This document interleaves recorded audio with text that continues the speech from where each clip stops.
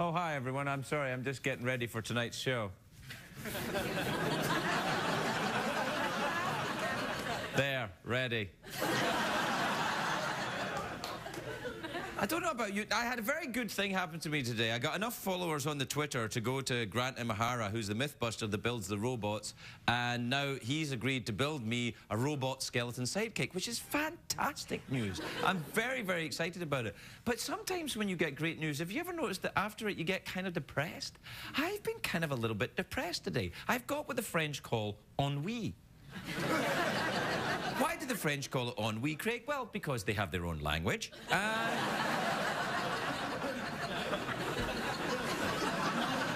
And they're pretentious. So, no, it's not pretentious to have your own language unless you're French. No, it's ennui. I don't know what it is. I can't shake it. And I think, you know, it's because the climate's kind of funny in LA and because, I don't know,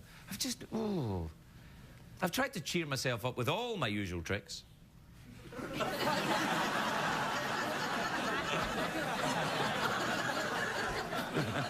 And they all worked. So I'm ready for the show. As you can see, it's going to be a very special one tonight. Do you know who my guest is tonight? Sarah Palin.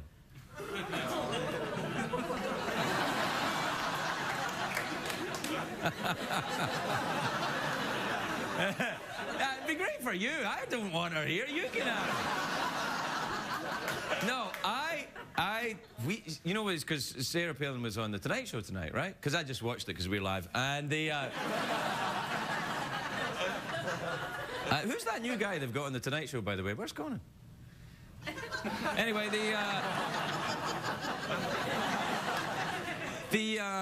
so Sarah Palin, this is like her first late night show, but that's not true. It's not her, because she's been on this show. When she was the governor of Alaska and her hair was a different style, and I was doing trying to get honorary citizenships of all around America, she sent us a tape, unsolicited. That means that we didn't ask her for it. Is that a French word? No, it's just a big word. She sent us the tape of her making me which was very nice of her. We didn't ask her, and she was the governor of Alaska at the time. Did she do the whole time? She kind of gave it up after about a couple of weeks. But she was a governor, and she made me which I was honored to receive. And then she said, you know, her people said she'd like to come on the show, and I was like, please, no. And then... Come on, we've got a guy who's on CSI Miami coming on. So, we don't have that tonight, do we? By the way, that's a great show. Anyway, I don't know, I'm feeling a bit unhinged. Anyway, the thing is, we said no, and then when she became John McCain's running mate, I was like, oh, no, we will. Please, will you come on the show? And she's like, no. You had your chance, fatty. So now she's going on Jay's show. But that's all right, because he needs the viewers.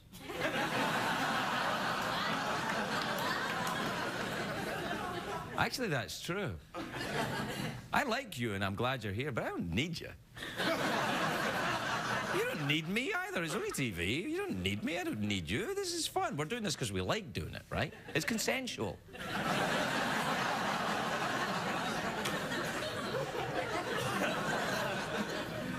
Anyway, I'll be back after the commercials, which are coming. Soon. Right about... Well, soon. Soon is when they're coming. It's torturing the producer. It's something I do to cheer myself up. It's one of my tricks. All right, we'll be right back.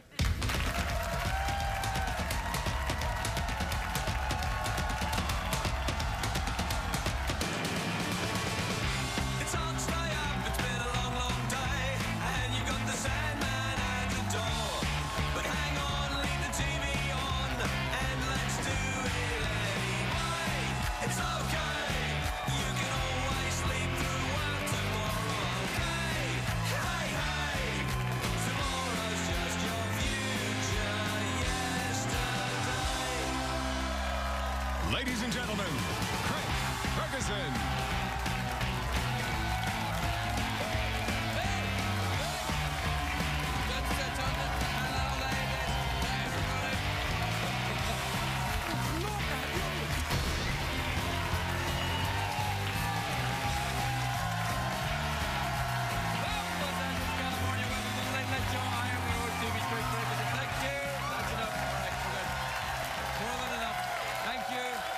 Thank you, everybody. Please, that's enough. Really. That's enough. Thanks. That's enough, really. Please, everybody, you've earned your money. Please sit down and relax. Yes, you've won a car. No, not here.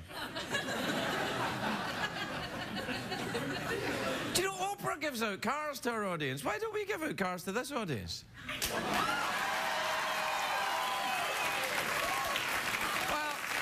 Well, why don't we? What kind of car have you got? You got a good car? We'll give him your car.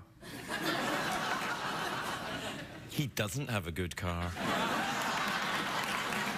I've seen it. I can't tell you what type it is because they advertise on CBS. I'm kidding. Everybody who advertises on CBS has excellent products.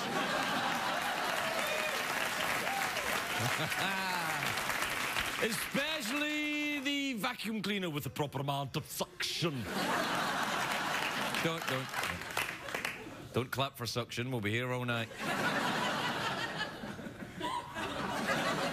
What kind of a day have you had? I'll tell you. I've had a great day for America, everybody. That's what it is. Well, now, I say that, actually. I say it's a great day for America, but actually, I'm not so sure that's true. I'm having a hard time saying true today. I'm saying strew instead of true. I'm not sure that's true. Because the US Postal Service, the post office announced that they might stop doing deliveries on a Saturday. And I'm thinking, I think that's great, actually. Let them have what they want. You don't want them disgruntled. It's too bad, though, because Saturday's the only day I'm at home to answer the door with my robe open. Oh, is that a package for me? Because I've got a package for you. Why do I do that? Don't! No, hey, folks, now let's establish some ground rules, right? I'm not the warm-up comedian, so you don't have to clap every time I reach the end of ooh-la-la sentence. We'll put an ooh-la-la and everything will be fine. By the way, that was an unscripted profanity, which means it can be bleeped, whereas a scripted profanity can't be even mentioned. You clapped there. I'm disgruntled tonight, aren't I? Anyway, when I heard the post office was scaling back the delivery, I'm shocked, because I'm like, and who still uses the post office? Get on Twitter, Grandpa. And also, Lady Gaga made an important announcement today. Lady Gaga says she is celibate. And I'm like, wow. Like, how surprising can that be? That's what happens when you dress like the furniture at Liberace's house. But I warned you. By the time Lady Gaga finishes taking off that bird cage, the guy's like, oh, forget it, I lost it. No, I'm just taking off the pylons and the... Anyway, you know what is good today? Today is a good day if you like dancing, or if you like stars. Because ABC have announced the cast for season 584 of Dancing with the Stars. Shannon Doherty and Nicole from the Pussycat Dolls. I don't know if it's Dancing with the Stars or just Dancing with people you kind of heard of or something. In fairness, they've got some big names too. They've got Pamela Anderson and Buzz Aldrin, the second man to walk on the moon. Now, Buzz Aldrin and Pamela Anderson, very different, of course. One was watched by millions on TV doing something no one thought possible. And the other one's Buzz Aldrin. I can't wait to see Buzz Aldrin get scores after his dances, because if he gets a low score, he'll be like, kiss my ass, I walked on the moon. What you gonna do? He's got his work cut out for him, though, because he'll be used to moon gravity, and he doesn't realise it's more difficult to dance on air. That doesn't make any sense at all. He's not used to moon gravity. He went to the moon for 3 days 40 years ago. He's not like, oh, I can't deal with your Earth gravity. He's been back for a while. He's assimilated. It was only a few days. How long were they on the moon? A week? That's what you don't want to go longer than that, because then it gets boring. Anyway, he's 80 years old, Buzz Aldrin. He's not the first old guy to be on Dancing with the Stars, though. Jerry Springer was on a couple of years ago, and Jerry's nearly 70. Still got the moves, though. Look at this. Look.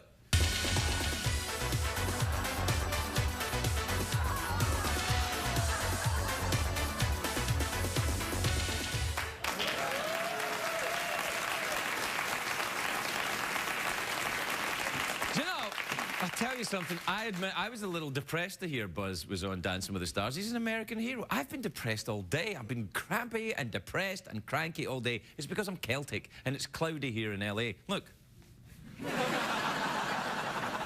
We're prone to bouts of depression when there's no sun. I'm thinking maybe I should take an antidepressant, but I'm too embarrassed to go to the doctor and say clouds make me sad. He wouldn't give me medicine. He'd give me one of these posters with a cat hanging on in there or something. Anyway, when I saw the list of the people on Dancing with the Stars, I thought of the quote from F. Scott Fitzgerald, who said, "There are no second acts in American life." And I'm thinking, well, then again, Fitzgerald did always so say, he was a notorious drunk, Fitzgerald, wasn't he? Probably said, "Damn it, Zelda, we're out of scotch." But there's a lot of second acts in American life. Now, Dancing with the Stars is the second act over and over again for celebrities that want a second act.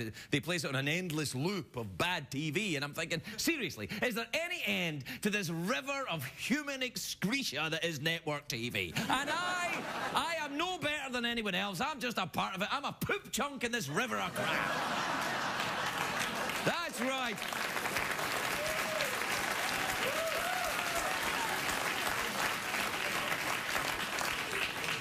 By the way, Poop Chunk was my rap name. Then I changed it to Pee Chunky because it flows better. And... wait, you're oohing me? Oh, that's right, I'm the one on Dances with the Stars. Allow me to bless you with an unscripted... Ay, caramba! Sure.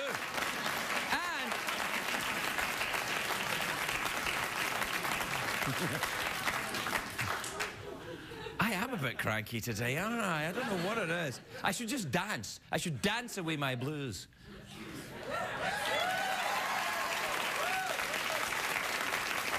Actually, it wouldn't be that hard, because this floor, I don't know if I've told you this before, I think I have. This floor is from Dancing with the Stars. They gave us this floor when after it was all danced out, they gave it to us. When this is polished, you can see up people's clothing. All I need is a guest out here in a skirt with no underwear. Jeff Goldblum, perhaps.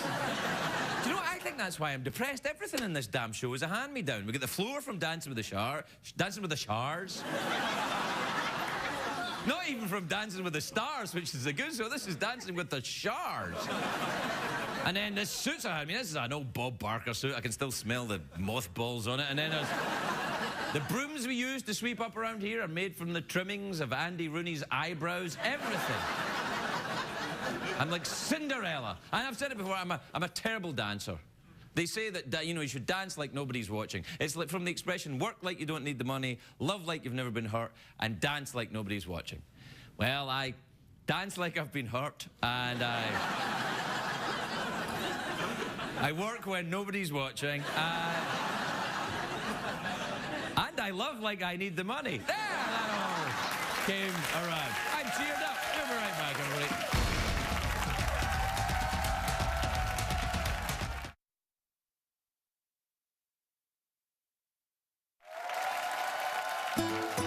And now, Craig's Spanish word of the day. Today's word is flaco. Flaco.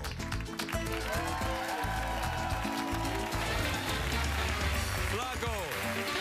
Welcome back, everybody. You know, whenever I go to a Starbucks in Mexico, I always have my latte flaco. By the way, latte flaco is the name that I used to dance under.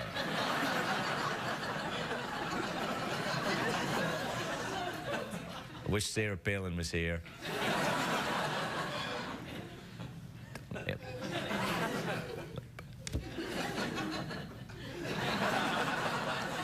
Hey, oh, I know what I'll do. We'll do the Twitters and the emails, will we? Twitter. Tweets will set you free. Try Serotonin. Twitter. Tweet the night with me. Check the tweets. And also email.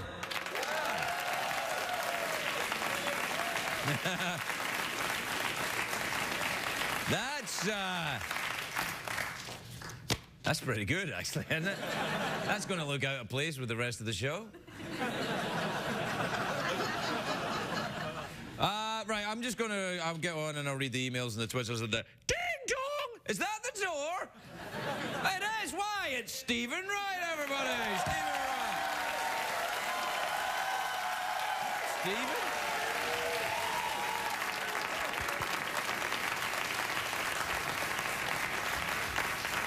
Listen, Stephen, thank goodness you're here. This is very unexpected, but I'm glad you're here because I'm feeling a bit depressed and I thought you might cheer me up. I'm an expert on depression, and I think it's going to start going up for you in about a half an hour. About half an hour? Yeah. How can you tell? What are the signs? I can tell by the way you comb your hair.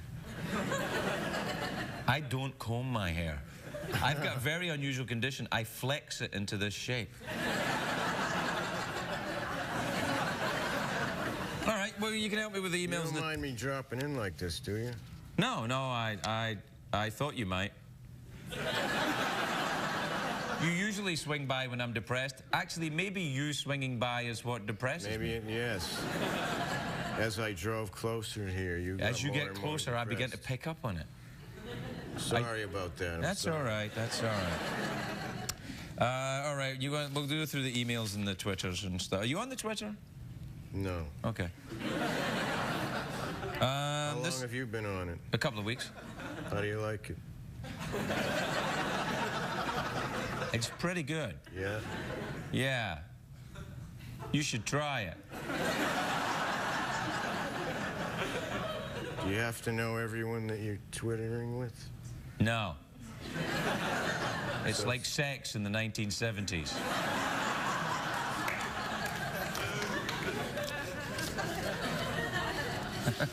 Did you have sex in the 1970s? Not how you mean.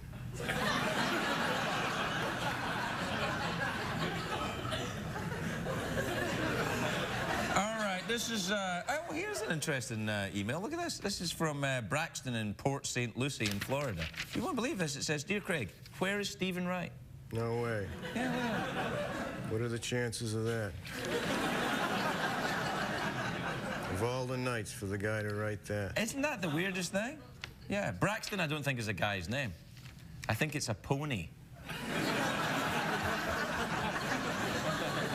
You got a lot of ponies sending emails now with the invention of the eye touch.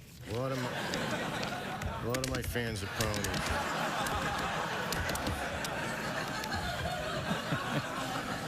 This is like watching you on TV, except it's much clearer. Can I just come here and watch the show, like, rather than on TV? I could sit like there and just watch, you know, and not say anything. Yeah, you can. Save on electricity. Double the viewership right there. All right, this is from Eric in Edson, Alberta. Have you been to Canada before, Steve? Many times. I was originally from there, and then I changed.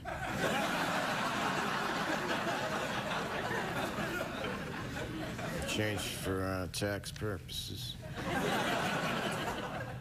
A lot of the things I'm saying to you, I have no idea what I'm saying. Is that for tax purposes? No, that's for security reasons. Security reasons, all right. Well, this is from Erica in Edson, Alberta. She says, Dear Craig, sorry to bother you. That's perfectly all right. I can't decide whether I should start my holiday in Stockholm, Sweden, or London, England. What would you recommend? Well, you're a world traveler, Stephen. What would you recommend? I would recommend somewhere in Florida. Maybe Port St. Lucie? The fact they're choosing a place is putting them into, like, is restricting their options. Well, you gotta go somewhere. Yeah, I mean, you can't... You shouldn't really choose it. That way it will be more exciting. Well, how the hell are you gonna get there? There's different airlines they have now where you don't have to make a reservation or even get on the plane. I have a lot of mileage advantage on those airlines. Yeah, but that sounds like an internet scam to me. No, it's true.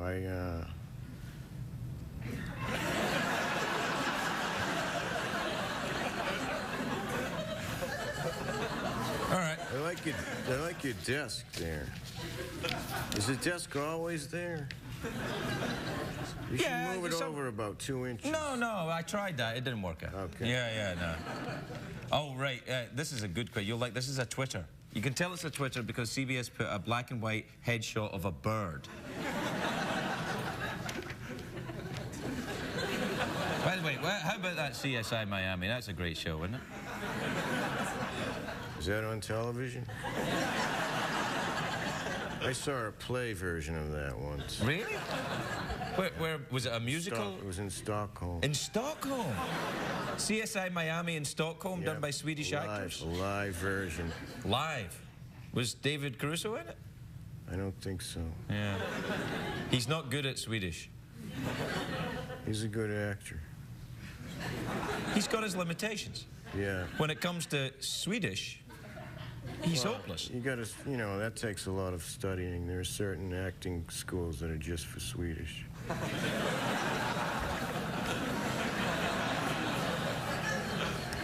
This is from Brenda in Madison, Wisconsin.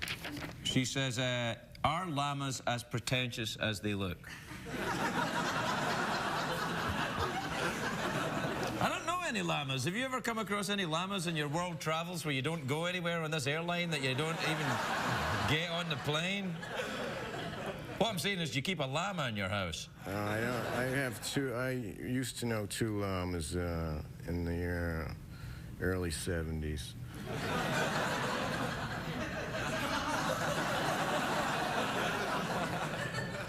They're very arrogant. They think they're cool because they don't talk. So that would be a yes, then, to the... Yes, Brenda, they are. This is from Sally in Kirkland in Washington. She says, Craig, what's your feeling about ponchos? Ponchos.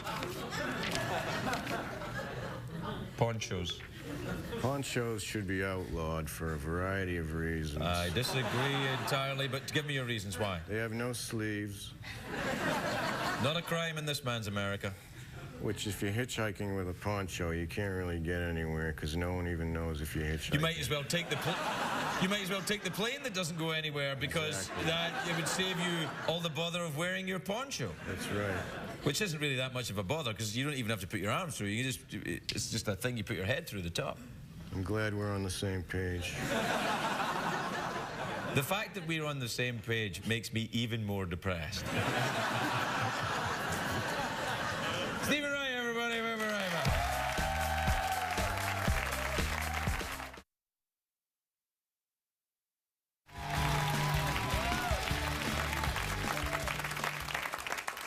Welcome back, everybody. It's no excuse for shouting. I'm sorry, I'm right down here.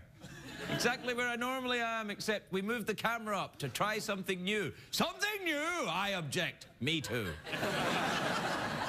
All right, come on down then. Oh. Oh.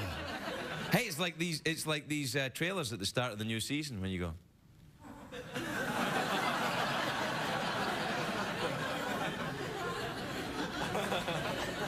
CBS cares. My next guest is a best-selling novelist. He's a good friend of the show. He's actually just got back from Haiti, helping out down there. He's got stories and pictures on his website if you want to check that out. Please welcome Mitch Albom, everybody. Mitch Albom.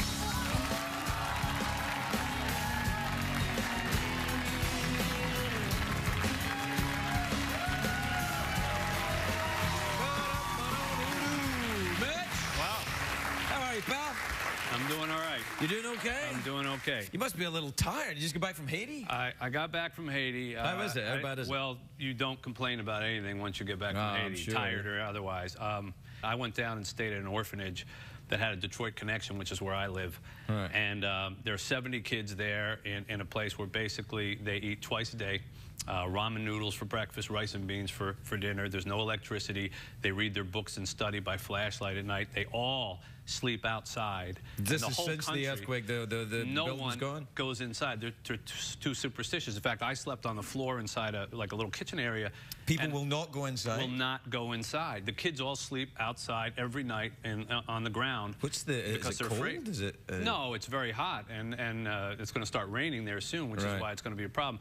My worry is that, you know, for a month, everybody pays attention to a natural disaster. Right, of course. And everybody does, you know, charity things, and it's all great. But then our attention span runs out, and we tend to move on, and I believe it's going to get worse, not better. Well, you brought a couple of photos in, right? Yeah. What is this? This is what they're sleeping in, right in the grounds of, that's what constitutes a bedroom now, right in the grounds of the orphanage. 5 or 6 kids will sleep underneath that. Terrible.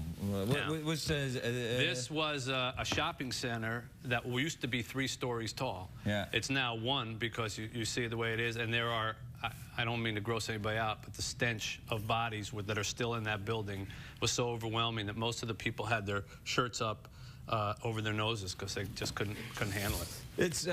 It's really grisly, my lord. Yeah. Now, what's the connection with Detroit and this orphanage then? Well, there was a pastor in Detroit who went down there and started this 30 years ago, and sent down a Detroit school teacher, a missionary basically, and she taught in English. And so all the kids there speak beautiful English. You go, all of a sudden you're inside this little enclave, and they're all speaking, you know, like the Queen's English. It's, where'd you learn how to speak this? Well, we had this one teacher they call Mommy, you know, and she was there for 30 years. And they talk about Detroit, and they even play basketball. There was a rim. It's amazing, no matter where you go, sports somehow, you know. Yeah, there was a busted rim hanging down on a backboard.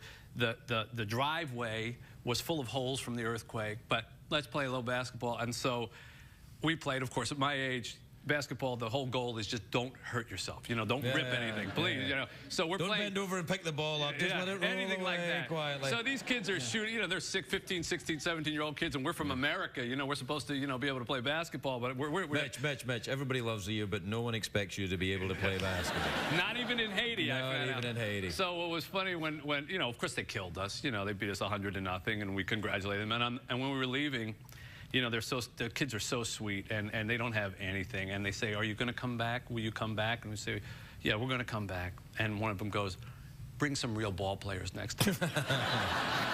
Like, I got to go to Haiti to get trash talked. Yeah. You know? Come on. Now, what is the infrastructure of the country returning? Have they actually got water and power? And no, there was no electricity when I was there. Anywhere at all? Anywhere. And they say, the president down there says it's going to take 3 years just to clear the rubble. I've never seen a whole country outside like this was. I mean, I've been to some disaster areas. I was in Katrina and Honduras and things like that. I've never seen anything like this where everybody is literally just outside walking the streets, living in the streets, living underneath tents. No one goes inside a building because most of the buildings are rubble. Every street is just what you showed in some of those pictures, just endless rubble. Just getting cranes in to get all that stuff out is going to take a long time. Who's down there apart from the U.S. relief is down there? Who else is there? Well, the Red Cross is there. The UN is there in some capacity. But honestly, and I'm not disparaging anybody, but I didn't see all that $1 billion worth of aid getting out to the people. All I heard from people was, "Where's the food? Where's the water? Do you have anything? Can you help us?" You know, one guy came up to me and said, "Thank you for helping me." You know, he didn't even, because he wanted me to help him, and he was projecting. And there are signs on doors saying, "Help us, we need food." So I don't know. I'm not a government official, but I think there's a lot of red tape going on down there. And are you going to go down there and you know? Well, I got to go redeem my name in basketball. Well, the basketball thing you've got to take care of. I'm not going to let that sit there. And also but overseeing the construction and stuff like that. You're going to do that? Yeah, we're going to bring down some people from Detroit who are good. You know, we got people who are good with their hands in Detroit. Yeah, I know. And we're going to build it. You know, we're going to just build some showers and beds, just make it decent. Hopefully they'll get back inside again, you know. Yeah. It's a small thing, but you know, I just felt, I don't know, in some way sort of compelled to just go do something. It's nearby, and I could, and so we went.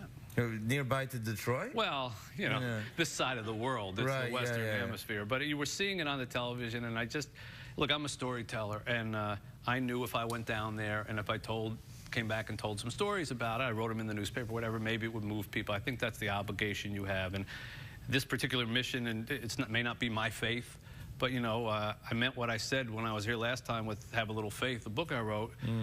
It doesn't have to be your own to help somebody. And I don't think when you have a rope and someone's in trouble, you go, are they exactly like me, or should I throw it? Really. You just help out. There's a little bit too much of that sometimes. Yeah, I think people look at Haiti and say, well, that's not us, and they're not my skin color, or they don't speak my language. Well, they're kids.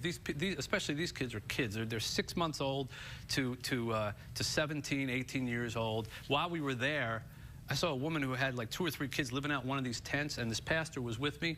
We got out of the car. He was wearing a suit, so it was pretty obvious he was. And within 5 minutes, this woman came up and tried to give him her children. And so we take care of my children. Just where I said, how did she know that you were, you know, a pastor? She said, well, I'm wearing a suit. And she was ready to turn over her children and just take them, give them some kind of life. I can't feed them. No, he didn't, and he shouldn't. But I mean, that's the kind of conditions that you see there. On a every minute basis, and so I don't know. It just seems. What is the predominant faith in Haiti? Is it Catholicism? It's Christianity, Catholicism, and then there's about 20% or so about voodoo. Still doing voodoo. You say? Yeah, and it's a very superstitious country. And I don't know much about voodoo. I mean, I've seen some James Bond movies and stuff, but I don't actually know what they do. You know, I asked about it while I was down there. I didn't want to run into a doll of me that had some pins stuck in it. You know, not being able to play basketball. Apparently they already did that before I started, because my arm was. Is that a real thing? Do they make little dolls? Yeah, they make little dolls. They have pins, and there's a lot of people operating under some very, I don't know, let's say, I don't want to say backwards, but it's a little superstitious. Unusual belief systems. Yes, and it's fearful, and it's a place where a rumor can spread kind of quickly.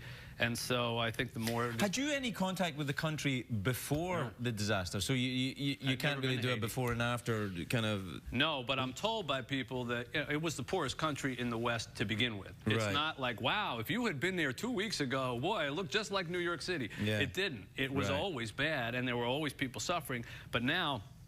I mean, when you don't have basic services and you don't have water, and you know people are just out on the street barefoot, I think it's worse than obviously than it was before, and it just needs a little help. And I'm not trying to solicit money or anything. You're being kind enough just to give me a chance to even talk about it. I know next time I come back, I promise I'll have a million funny stories and we'll talk our normal stuff. I wouldn't recognize you if you had a million funny stories. I got to do this. It's my job. I hope you don't take it personally. 700,000 funny stories. A couple of funny stories. No. You know what? It's a TV show. We do one every weeknight, and I think there's a lot of people who watch this show I feel connected to in some way, and I think they give a crap. Mitch Albom, everybody. We'll be right back. Well, you play soccer now. Do you know how to throw this? Yes. Okay. Here, show me in the heat. You should go out there. Go out. Okay. Now, you put your fingers on the lace.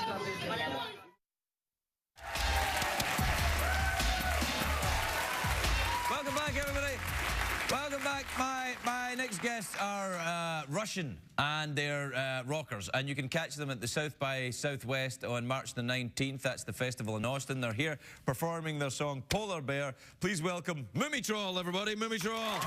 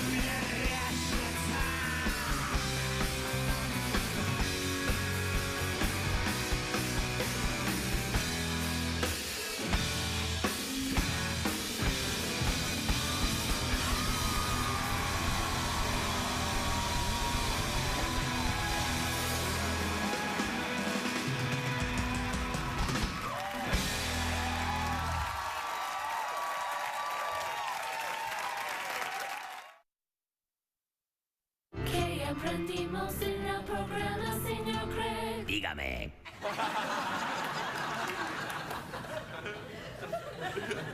Well, good news, everyone. I've cheered up.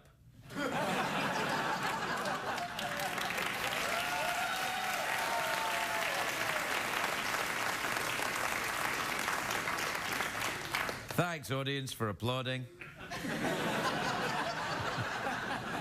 Actually, I have kind of cheered up, which is a weird thing. Do you remember at the beginning I said we're doing this because we don't need each other? I think that's not true. I think I need you more than you need me. You can turn the TV off, but when you turn it back on again, I'll still be here. How creepy would that be? Like, you turn the TV off, then you would go to sleep, and you wake up in the morning, you turn the TV on, and I'm like, oh, hi. I've been waiting all night. Man, I just creeped myself out there. So I think what I learned tonight is that when the show starts, I can sometimes be a little depressed and feel a little ennui, which is... But very quickly, through the power of Stephen Wright's beard, by the power of Stephen Wright's beard, I kind of come around a little bit, and I actually am fine now. So, thank you, CBS.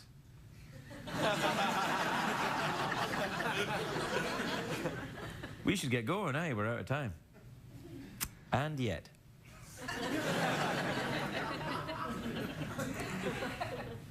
Well, you can go. I'll wait here until you wake up. Good night, everybody.